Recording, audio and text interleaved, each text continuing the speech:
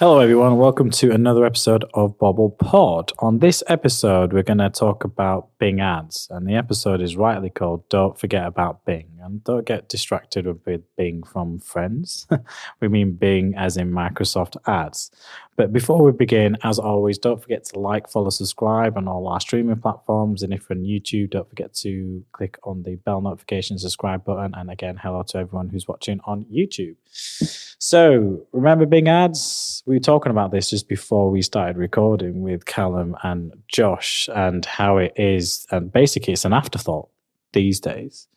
If you were to do some advertising, Callum, would you consider Bing as part of that channel? It was one of those where I just sort of went, I completely forgot that Bing it was existing. I obviously, because we talk so much about Google on the podcast, that I for a long time completely forgot that there were other search engines available. So it's one of those where you go, actually, no, I didn't think about Bing before today. But that's what I mean by it's an afterthought, because it goes now by Microsoft ads.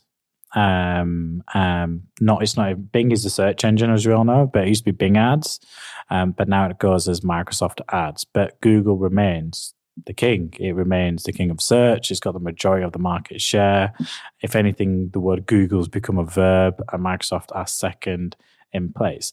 And just to show you how much power Google has, and you're right, we do normally tend to focus more on Google because most of our work is Google. When we break down paid search as a service, probably 90% of it, if not 95% of it, is Google. The other 5% is probably Bing, if that at all. But I was on a stats counter, global statistics. It's gs.statcounter.com. We'll put the link in the YouTube video of the vodcast recording. And I was looking at March data for search engine market share worldwide.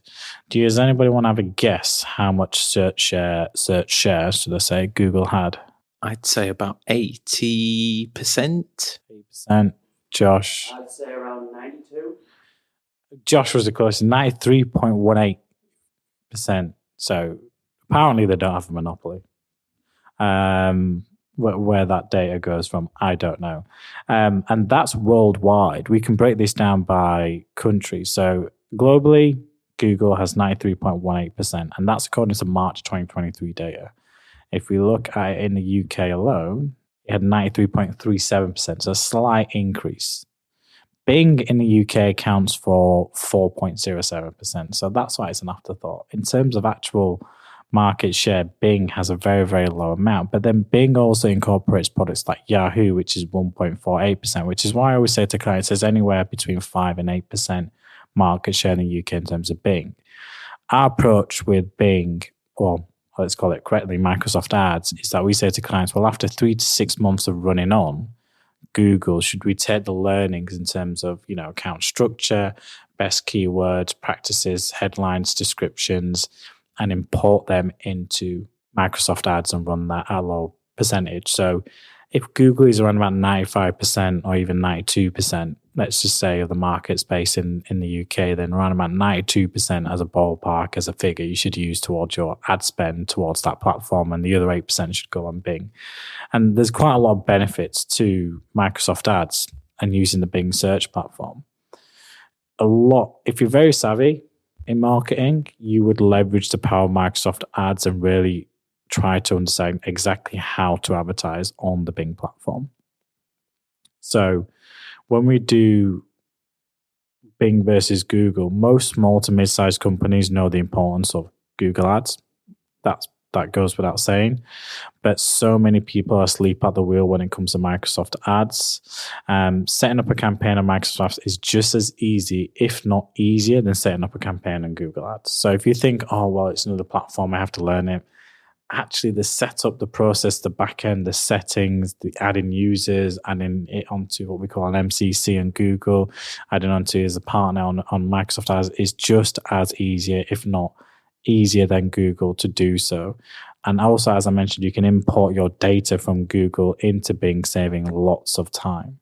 Just a bit of stats here. In terms of Microsoft's the search network data, the platform boasts 14.7 billion monthly PC searches and 653 million unique PC users. So, okay, that's global numbers, but that 8% is still worth something. And the benefit is the PPC rate in terms of cost per CPC is a lot cheaper as well.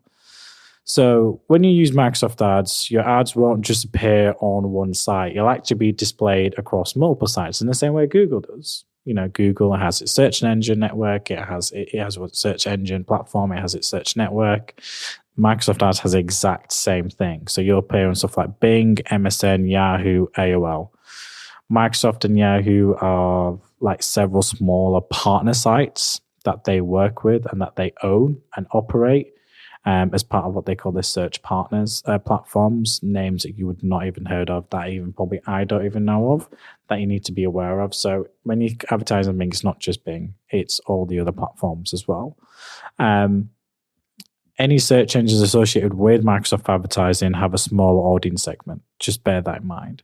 The lower search volumes means less competition, which is an ideal placement for advertisers to get your costs per click down, to get your ad spend down if you really want to.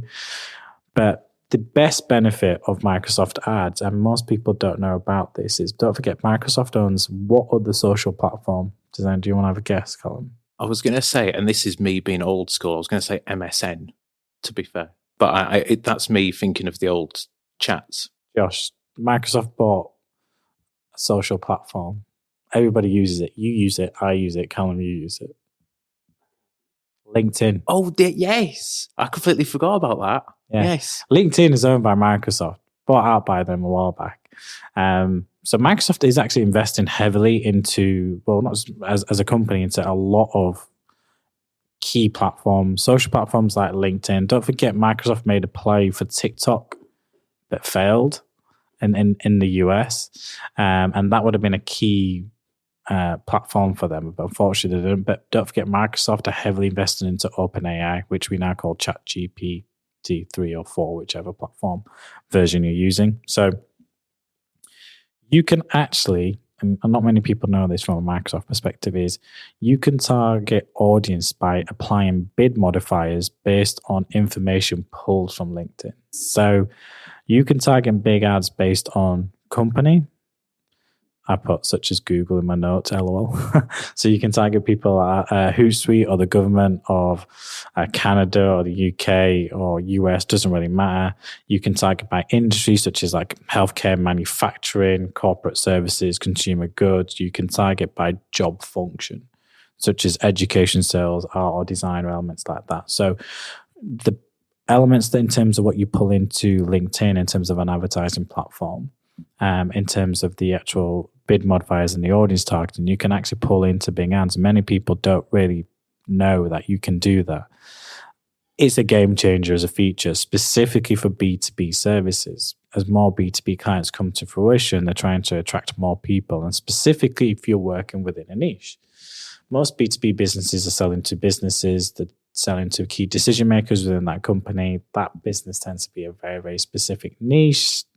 It could be highly technical, white paper writing company, for example, but things just get easier. You can find your top 10 wish list clients and search for that company and input that right industry and aim for marketing managers within that platform. So the targeting options are just so much more improved from that perspective. And Microsoft Bing is the only platform that has this capability. So if you're a B2B, if you're listening to this in your audience and you work within a B2B industry, or you're a marketing manager for a B2B company, or you work in an agency and you have a lot of B2B clients, then you should really be leveraging Microsoft ads and the Bing platform for that and pulling in and integrating LinkedIn audience insights, bid modifiers into your campaign targeting. So that actually gives Microsoft its own USP outside of Google. Now, imagine if Microsoft were able to build that at scale. Unfortunately, they can't because of the dominance a platform like Google actually has. So when we use Bing for our clients, it's normally just at basic level. Because it's a basic level of spend, what we do is we wait 3 to 6 months, get the learnings from Google, which keywords are working well, text ads, headlines, descriptions, what kind of creative assets or video assets, if potentially anything, that are working quite well. And then we import that into Bing if they have the budget for Bing. But even now, I'll be completely transparent to anyone listening or watching on YouTube is we only probably have a handful, probably could count them on one hand, how many clients are leveraging Bing, even though we work with a Bing partner agency. We can get people £250 ad credit to start off with. It's still a hard sell because of it's perceived as such a low volume, non-afterthought platform. But as I just highlighted statistics, you're looking at 14.7 billion searches per month on PCs. So that's people not on their mobile devices, that's on actual physical PC laptops or PC, computer systems. Don't forget the default to any kind of PC is Bing, Microsoft Explorer. So any people like me that switch to Chrome or I download Mozilla Firefox as different web browsers that are available to us. And even Apple, unfortunately, now, predefines the kind of Google, really. So it is limited by where it is, but the recent, I'm going to call it Microsoft Explorer, but it's actually called Edge. But the recent updates to the Bing search platform have been very, very, very, very good. I actually similarize it to they become a bit like Google in terms of how that platform kind of works. And its user friendliness and how you create tabs from that as a user element has really, really improved. But many people don't know about this because, again, the volume of people using it is very, very, very low. There's a lot of elements within, obviously, Microsoft Ads that you can leverage that most people are not leveraging. And if you are B2B, really, really, really focus on leveraging your LinkedIn. So if you are doing LinkedIn advertising, you need to start taking that content, not content, but start taking that audience insights, what you're targeting, and start maybe testing with Bing. Bing doesn't need you to be spending £10,000, dollars, or whatever it is, currency that you're using to invest into the platform. You probably be easy to get away with that £500 to £1,000 a month in spend. And again, you can pull in the same conversion actions and conversion tracking that you have set up within Google Ads. So Bing versus Google, Google's always going to win just because the sheer size of the marketplace. If I go back to that stats platform and I look at US, what I found quite interesting is actually Bing has a higher marketplace in the US. Actually, globally, even though Google accounts for 93%, in the US, it's only 88%. And Bing accounts for 6.6% and Yahoo 2.36%. So it has actually much more of a market share in the US than anywhere else. So if you're targeting US-based customers or platforms or clients, there it is. If we look at it from a mobile perspective, then actually Google dictates with 95%. So this website, it's gs.statcounter.com /go to search engine market share. And we'll share the link in the YouTube. Gives you a breakdown of marketplace by region, by platform. So all platforms, desktop, tablet, mobile, worldwide, Europe to Asia, UK, US, Germany. And you can look at last 12 months or historical data. A really, really good website if you want to know the latest states of what's going on in the search engine. And that can help you if you want to go into different markets in terms of how to do your budget breakdown if you're going to invest into Microsoft Ads. So it is a bit of an afterthought, isn't it? Bing. So there's not really much more to really add on to it because everything I've done in terms of a podcast from a perspective in terms of what you should be doing on Google, prioritizing, again, match types, all of that is included into Microsoft Ads.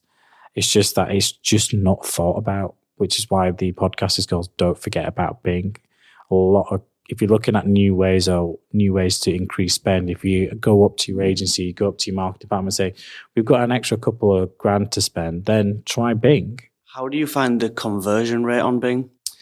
We probably don't have enough data to actually be able to compare that. We have the industry benchmarks for Google. So we know from an e-commerce perspective, Google as a platform should be delivering around about an average 4.4% ROAS. We know from a conversion rate, it varies again by product and platform. If you're selling everyday household items at a low average order value, you're going to probably see, a slightly lower conversion rate, but it's volume. But then if you go for more niche products, you're only going to have a few sales, but probably more purchases or a higher conversion rate. So I can't give an average, and I can't compare to Bing because I don't have enough data. And we as an agency don't have enough data to compare, which is why we're talking about it. Because it's like, well, we've been pushing it a lot more now to our clients in terms of like, well, actually, let's get like a percentage, even 5 to 10% of your budget moved over to Bing and Microsoft Ads to see if it pulls in more conversions at a lower conversion rate, etc. Do you think you could run a strategy that was sort of ignoring Google and just putting everything into Bing? No, because the stats there show that you would be missing out on 90% of the marketplace. So whereas right now you're targeting 90% of the marketplace on Google globally, you're missing out on 6% within a platform called obviously Microsoft Ads. So if you then took all your budget out, first of all, I guarantee you wouldn't probably get all your budget away. So if you've got a customer who's spending 20 grand a month on Google Ads, they would not get the same volume of spend away on Microsoft Ads, basically based on one key principle: search volumes. You need to have enough people searching for those specific keyword search volumes, enough audience in terms of monthly searches to do that. And that's where Bing does not compete with Google. And that's why you can get 20 grand a month spend on Google easily, whereas you would struggle to do that on Bing Ads unless you're in a more broad category. But remember, every business and every need is different. We have clients in educational, but again, there's how many educational search terms are going to happen on Bing compared to Google. So you wouldn't be able to just do a Bing only strategy. Any more questions, Josh? I don't. Josh always coming in with the last couple of questions, always helps. So yeah, remember, it's not an afterthought. It's a platform that you should be using, you should be leveraging. Just start with it, and if you're struggling to start with it, import that element. Once you set up a Microsoft Ads account, an ad account, it gives you the option to import from Google. But be wary when you do that import, because if you import it at the budget levels, it's going to run at those budget levels and guidelines. So once you import the actual framework of the actual campaign, the breakdown, the campaign name, ad groups, keywords, ads, etc., you're going to have to do some manual work within the platform initially by making sure you set your budget. So have a budget in mind. And I always say 10% of what you're spending on Google to start with, and see where you can potentially scale it up to. But remember, you're not starting from scratch. You don't have to rebuild everything. Use existing data to transfer everything over. So if you have any questions on that, don't forget to reach out to us. Use the hashtags, hashtag Mr. Bobble, or hashtag Ask Bobble, or hashtag BobblePod. Thank you for listening and subscribing. Hopefully that's opened some insight into Bing and some of its USPs, like the LinkedIn advertising.